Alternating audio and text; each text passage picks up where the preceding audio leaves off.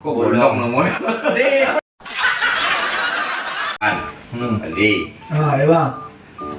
main logika deh. Di. Kau kerti ini wah. Ah. Kerti wah. Kau lipik-lipik ini wah. Kok cabai wah. Uang kan. Kau kerti ini segi ampek ini wah. Ambien seketik tapi jangan cabai. Atau kapan dulu ambien bang seketik tapi jangan cabai. Ambil seketik tapi Jangan cabai ya.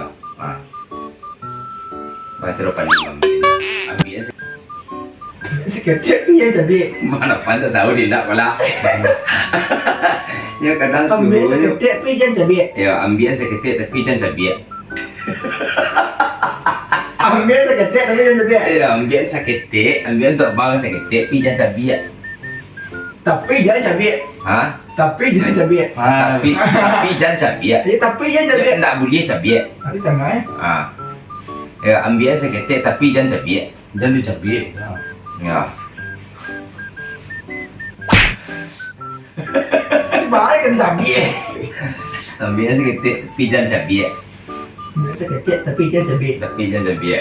Biar nah, biar buah. Ambil Jadi, seketik kau tapi cakap. jangan cabai. Ya. Lipik itu tadi kan ya. Ambien seketik tapi jangan cabai. Ini tapi jangan cabai. Enggak. Jangan cabai. Tapi jangan cabai. Jangan cabai kita. Bukan putar tak ada. Lipiknya tadi lihat.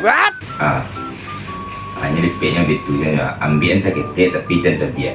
Ambil seketik tapi jangan cabai. Ya, ini logika ya. Ambien segitu. Ya, Kenapa ambien? Ambien seketik tapi jangan cabai. Ya baca dong ambiennya. Ambien tu dia kawak. Tapi jangan cabai.